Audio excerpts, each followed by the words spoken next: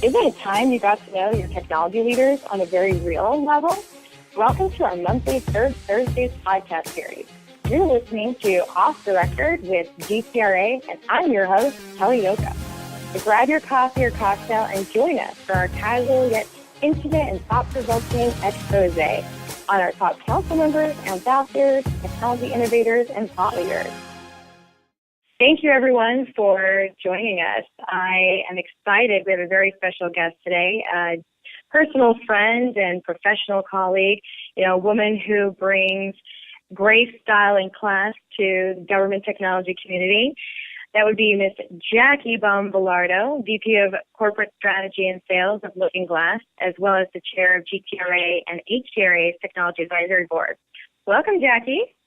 Thank you, Kelly. You're so gracious. Thank you. You and I go way back. I won't give years to date either of us, but I think the first time we met was well over a decade ago. And given that it's 5 o'clock somewhere, I hope you don't mind if I start my martini. I don't at all. Well, you have really been involved with so many fascinating, successful security startup companies, such as Trident, which is now General Dynamics, Digix, which is now Verizon, RipTech, which is now Symantec, and NetWitness, which is now RSA. So I would love to have the listeners get a glimpse into what it's been like to go from startup to acquisition. Honestly, thank you. And now that you mentioned all those companies, I realize that, I have been working a long time in security. It's been really exciting, actually, Kelly, to realize that you've done a lot of work that actually paid off and was great for teams as well as yourself. And frankly, I didn't realize how hard things were until I took a moment to step back. I was very, very fortunate to work with some wonderful people that just had can-do attitudes. And they really taught me to think big and to really think about what was possible. I know we often hear about the art of the possible, but truly when you start seeing innovation turn into execution, it's really inspiring. And I know I often sound like a greeting card because I am so rosy about so many things, but in all honesty, I realized that security was such an emerging marketplace, but we didn't know it at the time. What we were trying to do was solve customer problems, and that's really the theme I can see throughout my career with some of the smaller, innovative companies that now have become very large companies and, frankly, mainstays and partners to many of our friends and colleagues within the government and within healthcare. Well, I'm sure so many people can assume, well, great, you aligned yourself with a lot of really amazing companies with cutting-edge technology, so you lucked out. But what people may or may not know is you've really been the driving force. These startup success in the federal cybersecurity world and growing that. So I'm sure you can lend much expertise, what you've gleaned from the mentors that you've had along the way. So what can other startups learn from you about growing their federal practice or, some of the ideas that you got from some of your favorite mentors? Sure. Well, I will, I'm really excited to say that GTRA actually helped me really understand how to listen to a customer. And that's sort of, I think, the trend that all successful companies have. Really work with your customer to understand what it is that they need, what requirements are, and be a driving force internally to make it happen so that there is that common ground.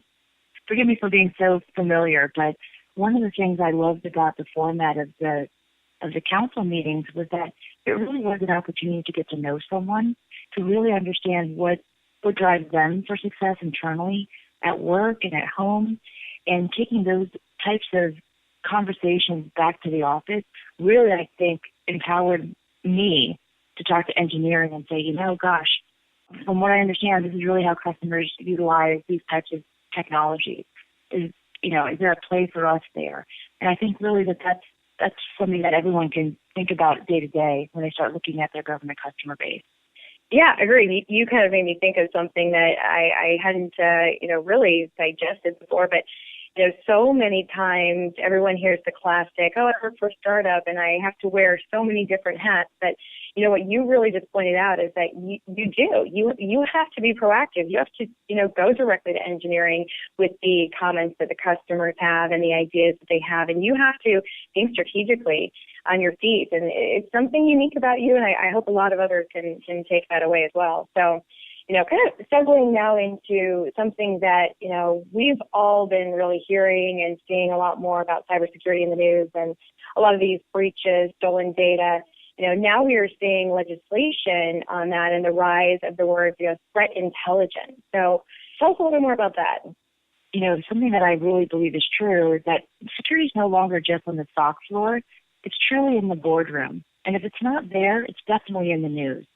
One of the things that we've been seeing a lot, and, kind of will answer in two parts. The first is really, there is legislation. The government is really responding to what they're seeing across commercial enterprise, looking at themes and ways that the government can have an impact really for information sharing, as well as the ability to hire, educate, and provide programs and assistance to a lot of our critical infrastructure, right?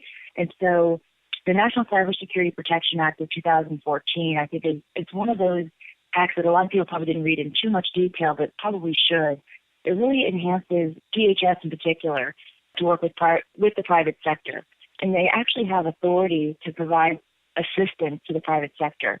That's kind of a really key word. Authority is something that I think folks might have thought was de facto, but they did it by mission statement, but did not actually have the legal authority to actually help critical infrastructure with identifying vulnerabilities and restoring networks after an attack. And so it's been really kind of interesting to see the collaboration and sort of, the ubiquitous opportunity for people to truly collaborate. There is a new Reform Act that allows the government to actually hire and train and pay for school so that they can continue to get the cybersecurity workforce. The Cybersecurity Workforce Assessment Act really allowed the government to undertake an assessment of their workforce and really work with Congress to provide enhancement. So one of the challenges I think the government has had is the ability to attract and retain some folks because public sector companies are in a position to pay more, provide tuition assistance, and some other programs. And so I love that the government has taken a step back to realize why there are successful security companies like some of the ones that I've worked for, and really in an effort to collaborate have pulled together different programs. It's interesting you bring that up, and you touched on a point of, the whole public and private sector collaboration on security. It's actually a theme that has been brought up in several previous podcasts that we've actually done today. And the irony here is, how can they comfortably collaborate and share information on breaches, as we saw in incidents like the Sony attack, and what kind of role can and should government have? It's an interesting topic, and while, we know we should be collaborating, it almost exposes more vulnerabilities, especially on the healthcare side. They're afraid to, talk about and expose their vulnerabilities for the sake of, patient records, reputation, legal fines. So, it'll be interesting to see what develops beyond this. Yeah, so thank you. And I totally agree. I mean, honestly, just one of the things that I've noticed is that the freedom to actually be able to collaborate is something that has truly been enhanced. And I say freedom because it was happening anyway in great forums. And, Kelly, we talk a lot about bringing communities together. So birds of a feather do flock together, right, and some of the things that we'll talk about later. But there are forums, there are ISACs being formed, right, for information sharing. Advisory councils are collaborating across the board, across industry sectors. And I think that's a positive byproduct of what has happened that we've been seeing in the news. Yeah, definitely. Well, and the other thing I think we are hearing a lot is, talking more about a cyber knowledge-based threat intelligence system, something that's really transforming more of the threat data into threat intelligence in general. So let's switch gears and talk a little bit more about your current venture with Looking Glass, and a little bit more about the Scout platform and how that's helping with the cyber intelligence. Sure. Well, I mean, when you brought up sort of the topic of the rise of the word threat intelligence, cyber threat intelligence, intelligence management, I think outside of the National Capital Region, those words are not used very often because there is a real professional life cycle to gathering, collecting, and researching data and actually creating information further to make that knowledge and further to make that wisdom. I think you'll continue to see a rise and fall of companies that kind of focus on that. But what I've been grateful for is that I'm actually working with a great group of professionals that really want to transform the art of threat intelligence, so true tradecraft, really operationalizing the capabilities within our customer enterprises to really help them reduce time to resolution, to really effectively provide decision support to their constituents internally based on risk and impact avoidance. Our goal is to really streamline workflows and dramatically drive efficiency within the enterprise. Now, probably sounds like a lot of marketing, but, in all seriousness, one of the things that folks have not really included in their overall security strategy is the role of Internet intelligence. And at Looking Glass, that was the real attractive to me. We're born of an NSA, really focused on Internet mapping was sort of the start of the solution that we call Scout Platform. And, the platform system actually has a lot of different ways that we deliver a capability, whether it's hosted or dedicated on-site appliance.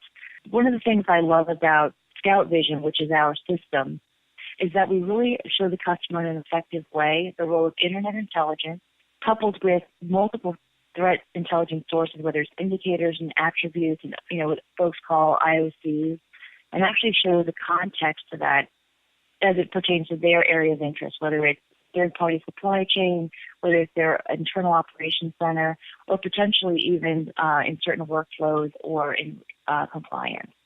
Well, and, it kind of goes back to, the topic we were touching on before. I mean, I remember reading actually just this week an article from Jason Lewis, chief scientist at Looking Glass, giving feedback on Obama's executive order on cybersecurity and, information sharing. And, during the White House Summit on Cybersecurity and Consumer Protection at Stanford on Friday, President Obama signed an executive order to promote cybersecurity information sharing between private sector companies and the U.S. government. So, what's interesting is how this is something that, really does tie into, again, how Looking Glass is really that threat intelligence solution for government and other industries. We've been really excited to actually partner specifically with DHS to provide a platform for shared services. So it's a great way for that true collaboration. What is interesting about the executive order is that, it's kind of, and forgive me, getting on the bandwagon with what industry has been doing already. And that's what I meant about community groups and birds of a feather, right? So same problems will still exist, right? There's lots of data out there. How can it be consumed and utilized to actually drive towards the success vector that you have, in front of you, whether you're a commercial company, whether it's mission critical, national security, et cetera. And I think that's the intent, but we'll just have to see how it goes. I think we're all looking forward to seeing, how things manifest and things get executed. Yeah, I'm going to throw something in here that was another recent article, and it actually touches on the North Korea Sony attack, something that has been brought up also in several other podcasts today, in fact. And, it was obviously an interesting turn of events when North Korea was named a suspect after investigators found similarities, between the attacks others believed to be carried out by Pyongyang. And shortly after, the hackers told Sony to erase all the traces of the interview. So one of the things that I also thought was very interesting, again, from Jason Lewis from Looking Glass was, him saying that, attribution is an extremely complex challenge that requires the support of all forms of intelligence to include, network, signals, physical, human, etc. In this case, let's assume the attacker is highly skilled. A highly skilled attacker would understand that leaving false evidence would confuse investigators and lead them to conclusions that point away from themselves. So, that was an interesting scenario, and, maybe talk a little bit more about that. Attribution is sort of a dangerous game, and I'm not really sure how to add to more than what you've said, to be candid with you. If you're truly doing research and really looking at adversary-based campaigns and really wanting to understand how to defend against it, you don't want them to know that you're watching, right? Okay. So I think it's always good to know your adversary. It's good to plan for the way that they typically operate. But I just think it's a dangerous game, and I'm not sure that we need to always highlight who's doing what. Those that need to know already know, if that makes sense. Yeah, definitely does. Well, so what should we be looking for as cybersecurity becomes part of how we interconnect? I'm glad you asked, actually. I don't know about you, but I have at least 2 mobile computers in my pocket called cell phones. And there's so much information that we carry with us everywhere we go.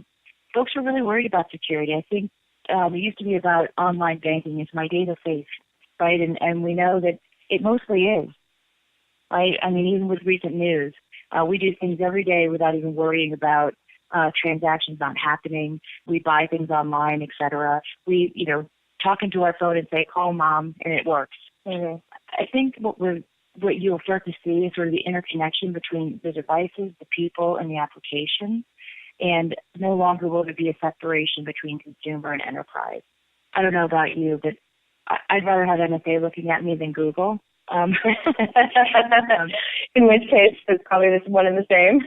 Yeah, well, you never know. But in all seriousness, I mean, there's so much business intelligence and intelligence data available for the individuals today, companies, et cetera. I think the exposure is something that you'll start to see folks looking to limit and looking at security in a whole new way. Right? It's no longer about just attack and defend and sort of, I guess, old school military ways of thinking, right, around surveillance and blocking and tackling and reconnaissance and things like that. I think you'll start to see a new approach. A new approach in defense or a new approach from the hacker strategy? Well, I think the hackers are very innovative. So when I say a new approach, I mean, I think the way the businesses are connecting, I think you'll start to see a new way of collaborative security solutions, I guess. Great. Well, that really leads us into talking more about your role as the Technology Advisory Board Chair for both GTRA and Health Tech. We have a lot of exciting things that we've been talking about doing for, 2015, some calls to action. So why don't you talk a little bit now about what your vision is as the leader of these organizations and councils and what you would like to see, come out of it?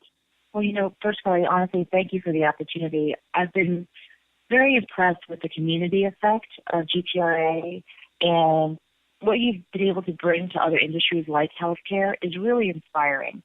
What I'm excited about, though, I think, is that folks are looking for additional ways to contribute. I think, they get asked to do so many different things, and the role of industry is really, really growing within the role of working with customers and things like that. So we had talked a lot about great ways for the teams to interact, one being a quarterly council member type of dinner or luncheon, where it's a little bit different than going to just presentations, but a true opportunity to have birds of a feather together. We also talked a little bit about doing something that I think we should call One Voice. I'm not sure. We'll have to have some more brainstorming on that. But a way for us to really understand legislation, since we're starting to see a lot more of that, not from a lobby perspective, but to really understand that the impact to organizations and really educate within our community groups so that we can all understand what the impacts could be. One of the goals I also have for this team is to really understand the top trends and really drive towards transparency. I'm very fortunate to know Bill Kroll, former Deputy Director of NSA, and what I learned from him was, I learned many, many things from him. He's an amazing person, but he was one of the first people that really reached out to industry to really understand what was happening. And I think the collaborative efforts that he started have really continued, but I think we've got a bigger opportunity to make them go faster. And that's, really what I'd love for the council to be able to do between industry and government and healthcare. Great. Well, we're excited to see that.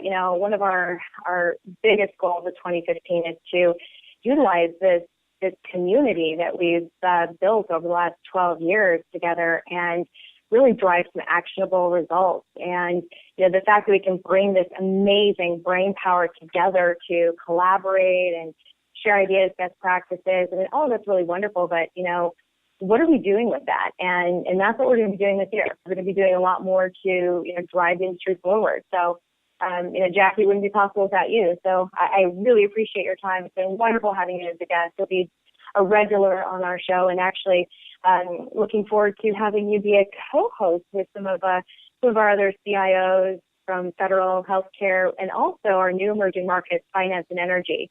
I also would like to mention that, we can expect to see a webinar series forthcoming as well as a monthly blog from you. So We're very excited to have you involved. Thank you so much.